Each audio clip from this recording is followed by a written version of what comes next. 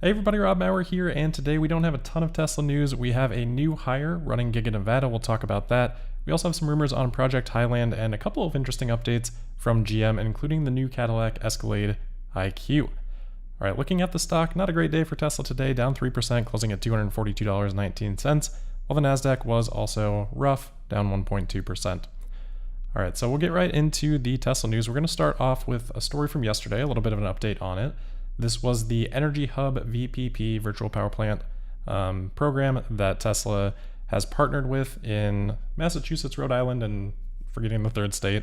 But the accountant on Twitter /X getting a little bit more detail on this. We talked yesterday about not being sure about Tesla's split in this whole setup.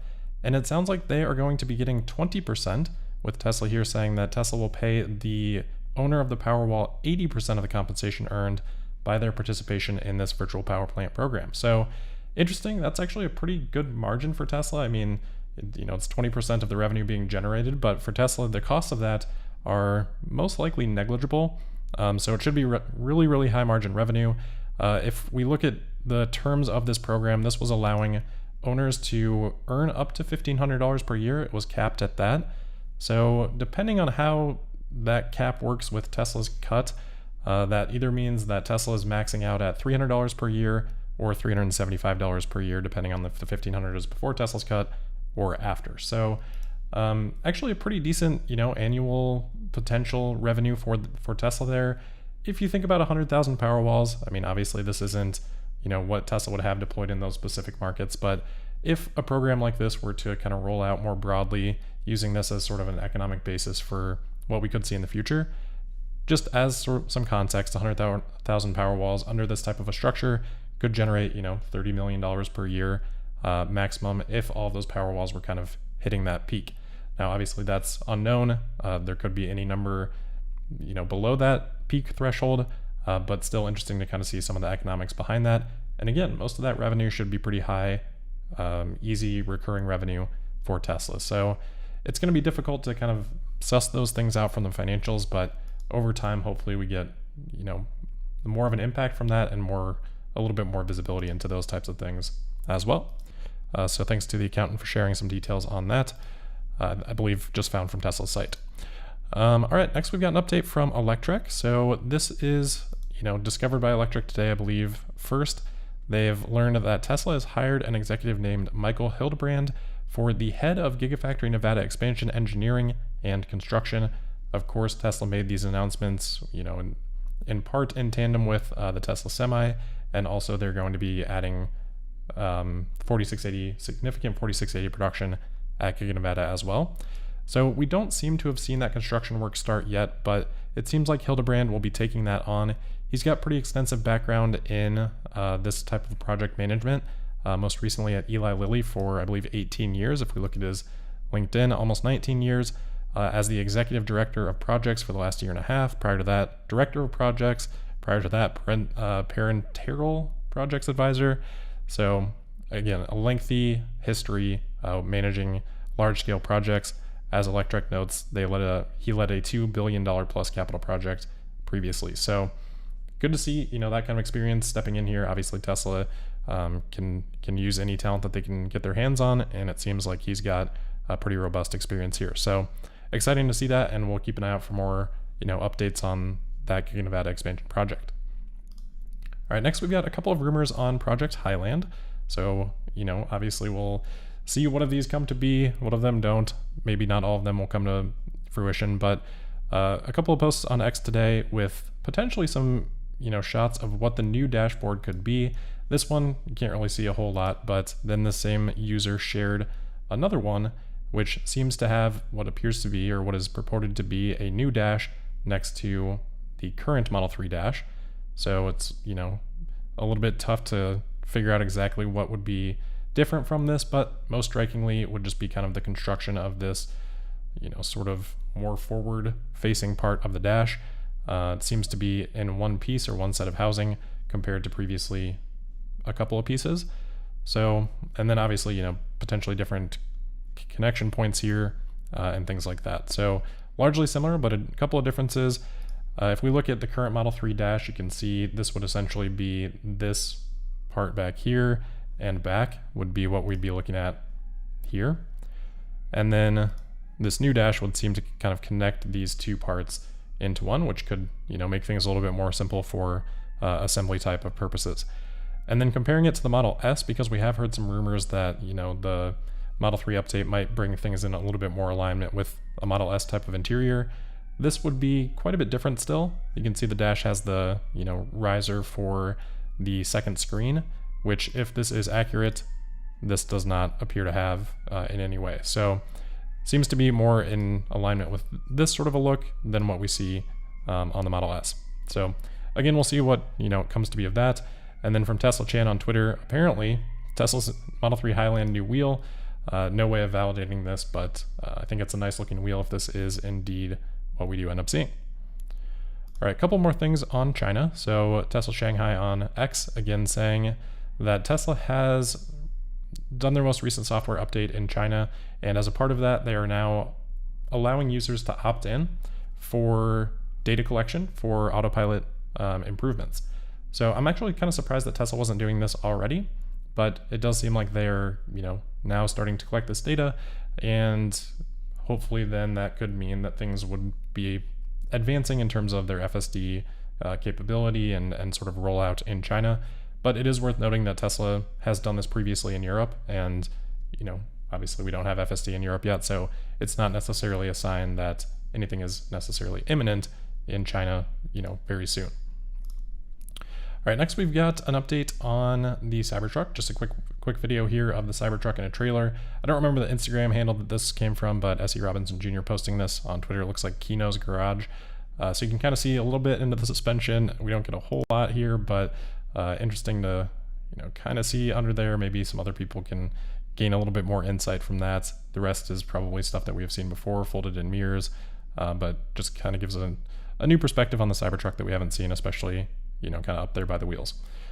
So I'd like to pass those along, but we're consistently getting Cybertruck updates every day now, which is nice.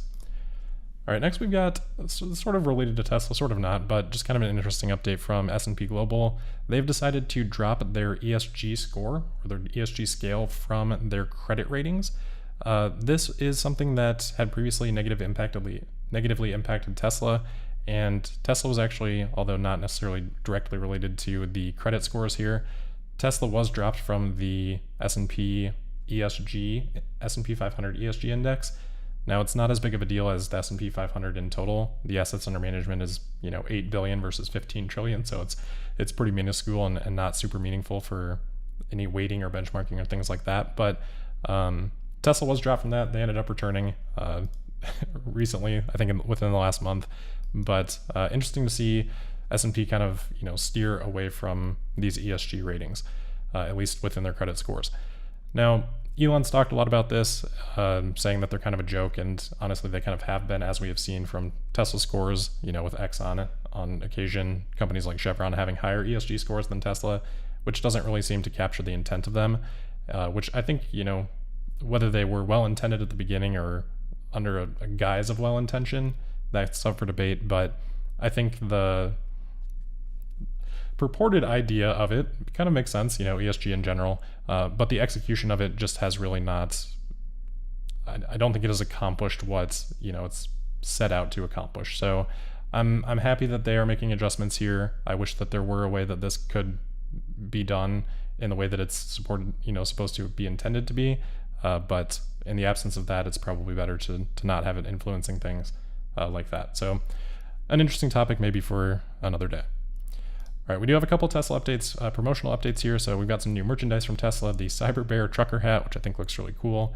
It's the California Engineering HQ commemoration is what they say here, which obviously this would be I don't know if it's like the California flag or just sort of state logo, but representing that as well as, cyberized in Tesla style.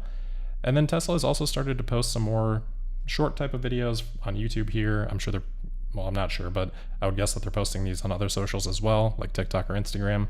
But just kind of doing a couple videos on, some of the factory, the robots that they've got in the factory. Then we can see the screen tilt that Model S and Model X have, a couple demo videos of those. So just, more promotional activity for Tesla, even though it may not necessarily count as advertising.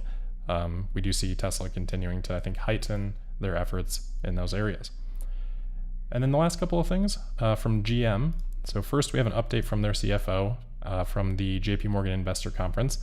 Said that they're having production issues with the Cadillac Lyriq. So far, they have, in July, they only built 1,000 Lyriqs.